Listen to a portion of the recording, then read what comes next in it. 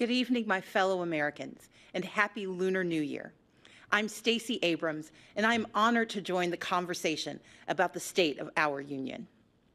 Growing up, my family went back and forth between lower middle class and working class. Yet even when they came home weary and bone-tired, my parents found a way to show us all who we could be. My librarian mother taught us to love learning. My father, a shipyard worker, put in overtime and extra shifts, and they made sure we volunteered to help others. Later, they both became United Methodist ministers, an expression of the faith that guides us. These were our family values: faith, service, education, and responsibility. Now, we only had one car, so sometimes my dad had to hitchhike and walk long stretches during the 30-mile trip home from the shipyards.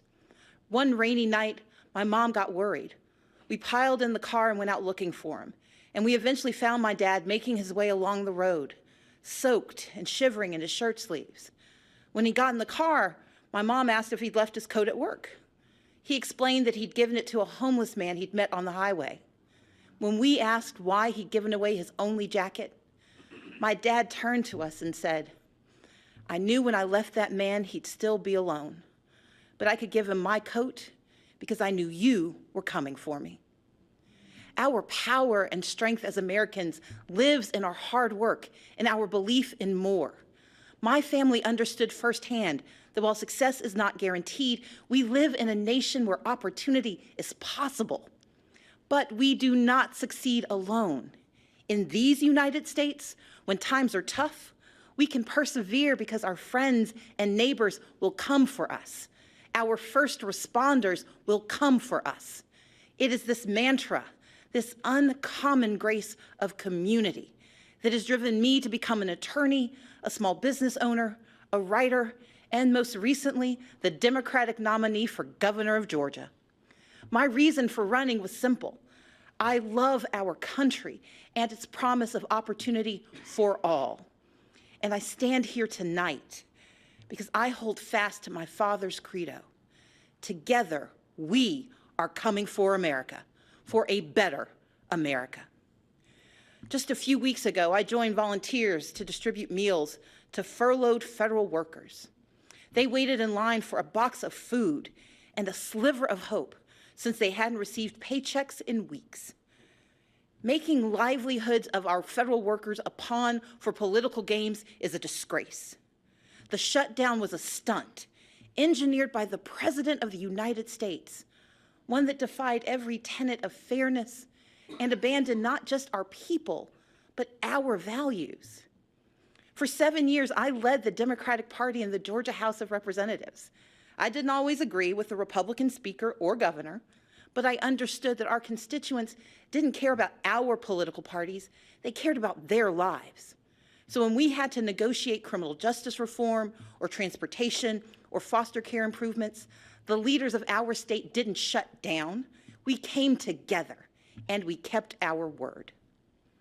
It should be no different in our nation's capital. We may come from different sides of the political aisle, but our joint commitment to the ideals of this nation cannot be negotiable. Our most urgent work is to realize Americans' dreams of today and tomorrow, to carve a path to independence and prosperity that can last a lifetime. Children deserve an excellent education from cradle to career. We owe them safe schools and the highest standards, regardless of zip code. Yet this White House responds timidly, while first graders practice active shooter drills, and the price of higher education grows ever steeper. From now on, our leaders must be willing to tackle gun safety measures and face the crippling effect of educational loans, to support educators and invest what is necessary to unleash the power of America's greatest minds. In Georgia and around the country, people are striving for a middle class where a salary truly equals economic security. But instead, families' hopes are being crushed by Republican leadership that ignores real life or just doesn't understand it. Under the current administration, far too many hard-working Americans are falling behind, living paycheck to paycheck, most without labor unions to protect them from even worse harm.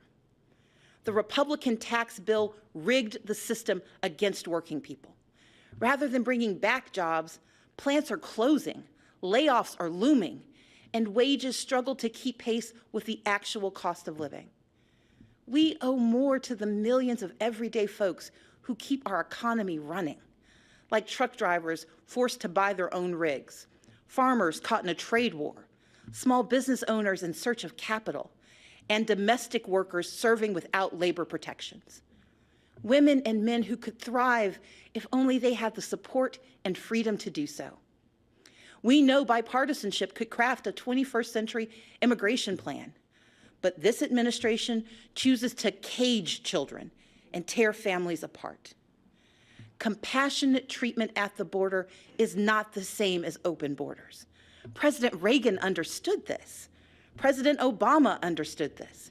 Americans understand this. And Democrats stand ready to effectively secure our ports and borders. But we must all embrace that from agriculture to healthcare to entrepreneurship, America is made stronger by the presence of immigrants, not walls.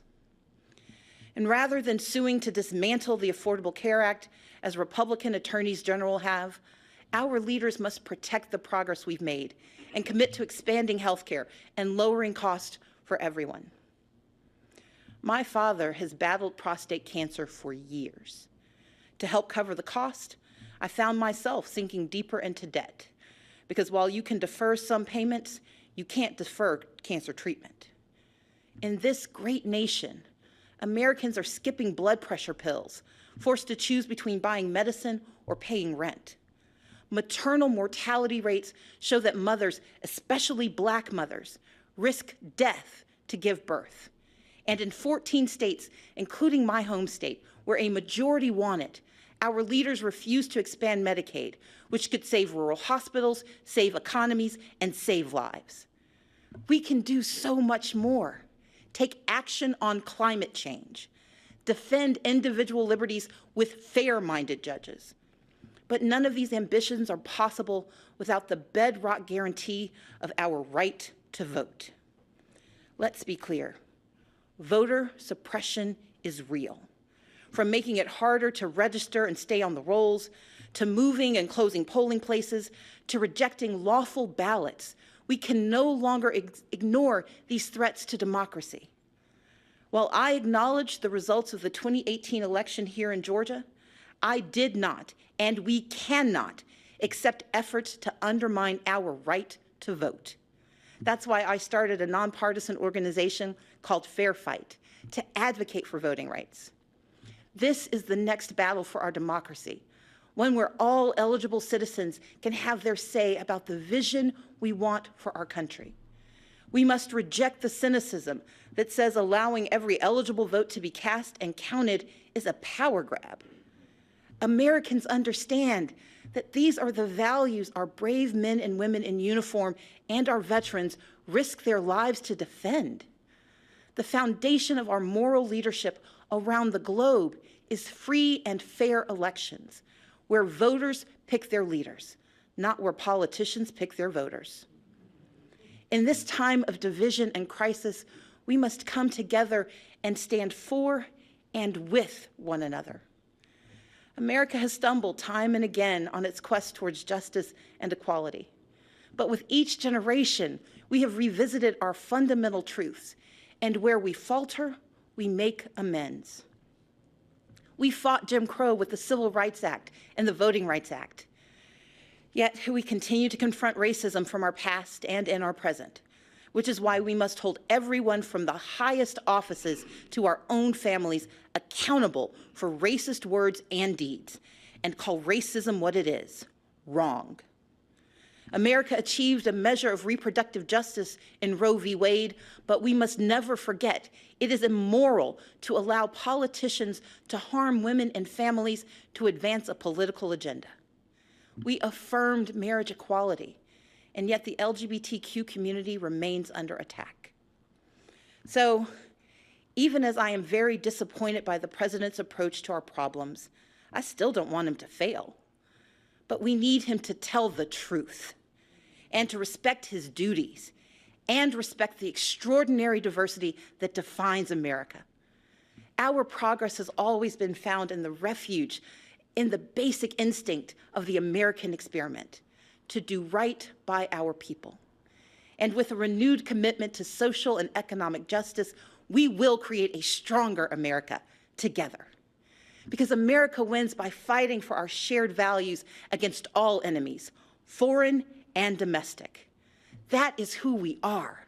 And when we do so, never wavering, the state of our union will always be strong. Thank you, and may God bless the United States of America. Hi everyone, George Stephanopoulos here. Thanks for checking out the ABC News YouTube channel. If you'd like to get more videos, show highlights, and watch live event coverage, click on the right over here to subscribe to our channel, and don't forget to download the ABC News app for breaking news alerts. Thanks for watching.